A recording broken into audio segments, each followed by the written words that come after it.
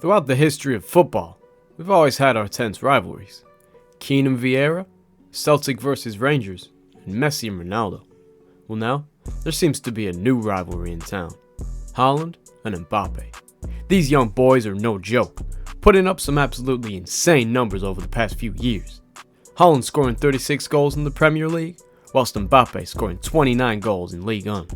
But let's not forget about his World Cup final hat-trick. It's no secret that these two are the future of football, and are set to have a huge rivalry for years to come. Let's dive into some more than numbers.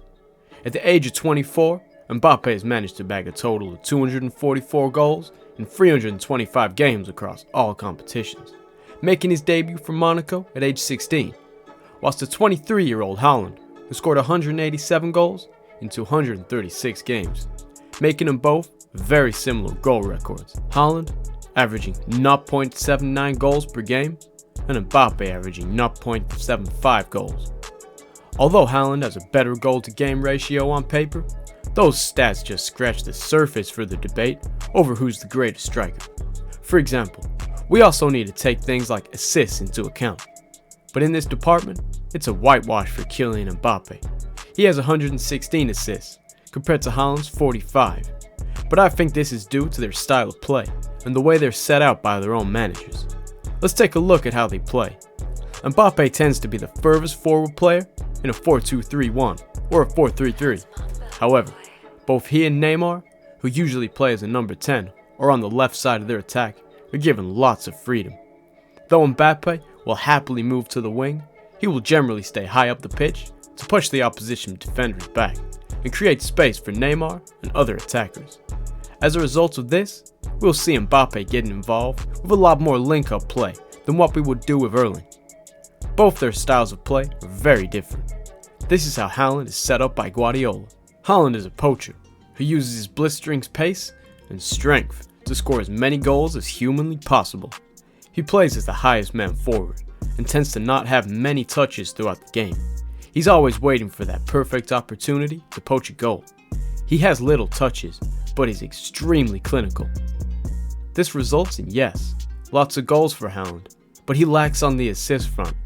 This doesn't matter to Guardiola though, as Haaland is probably the world's best finisher and seems to rarely miss the target. It's tough to compare both Haaland and Mbappe's style of play, as they're both so different.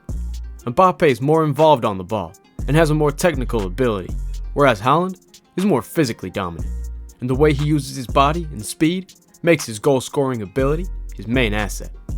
In Mbappe's career, he's been playing at an extremely high level for many years, but we look at Haaland, he only joined Dortmund in 1920 season, which is when he first gained real popularity. So Mbappe has a lot more time to develop his style of play and more time to get experience winning trophies and scoring goals. This being said, they are 18 months apart in age too. A lot of the time, people can get caught up in statistic comparison when it comes to footballers, but I think it's most important to judge a player with your eyes, to really grasp how talented the player is. You see, one player might look amazing to someone, and another player might look even better to another person. It's all just a matter of opinion. When watching Mbappe's blistering pace and technical ability, it's truly mind-blowing how he plays football. And with Haaland watching his strength and speed, coupled with his finishing ability, it's also beautiful to watch. This is another reason why they're both extraordinary players, because they're just both visually amazing to watch and play the game in their own unique ways. The way that Mbappe scored 3 goals in a World Cup final is just amazing. We ain't never seen that before.